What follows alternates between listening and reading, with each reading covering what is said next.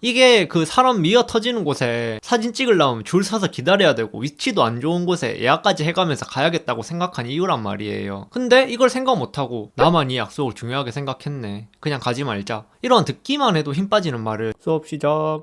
내가 만나는 사람이 약속을 지키지 않아서 다툰 경험 한 번씩 있으실 거예요. 그냥 친한 친구들이 약속을 지키지 않을 땐 크게 기분이 상하지 않는 사람도 이게 연인 관계로 들어오면 만남이나 관계에 대한 기대가 있다 보니 조금 더 예민하게 반응하는 것 같아요. 최근에 했던 상담 중에 예약이 필요한 데이트 장소에 같이 예약하기로 한 날 여자친구가 늦잠을 자서 싸우게 되었고 그 싸움이 이별까지 이어졌던 분이 계셨어요. 제가 봤을 땐 여자친구분이 늦잠을 잘 수밖에 없었던 이유도 있었고 늦게라도 예약을 해보려는 모습도 있었거든요. 근데 약속을 지키지 않았다는 사실에 너무 기분이 나빠져서 말이 감정적으로 나가게 됐고 그게 큰 싸움으로까지 이어졌더라고요. 실제로 계획을 중요하게 생각하시는 분들은 그게 틀어졌을 때 스트레스를 쉽게 받아요. 내가 계획을 세워서 상황을 통제할 때 편안함을 느끼는데 다른 변수가 생겨서 이게 어긋나면 불안함을 비롯한 스트레스가 시작되는 거죠. 이런 성격의 장점도 있지만 단점으로 가장 큰 건 상황에 대한 유연함이 너무 떨어진다는 거예요. 그러다 보니까 연애 상대로는 뭔가 자유롭게 살아가는 것 같고 그때그때 대응력이 좋은 것에 매력을 느껴서 피유형인 분들이랑 많이 만나기도 하시거든요.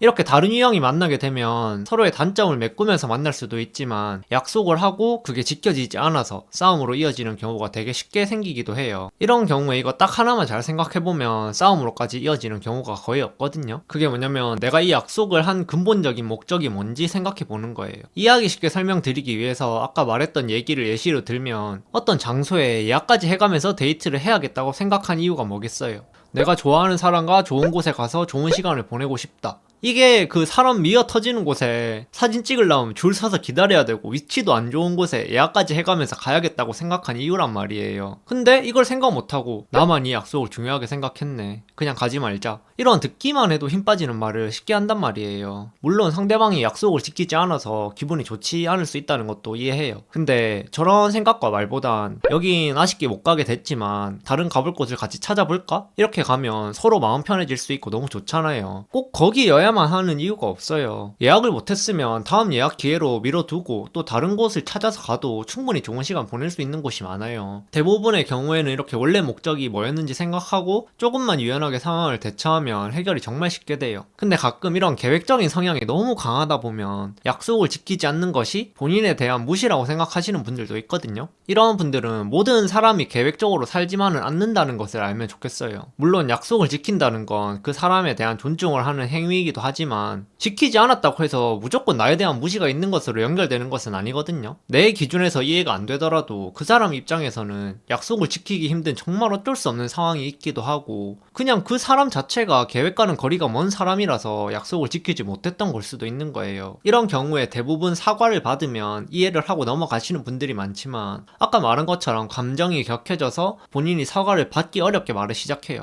상대방도 당연히 미안한 마음이 있고 그걸 본인에게 전하고 싶을 테니까 조금만 부드럽게 말을 꺼내시면 본인에게도 좋을 것 같습니다.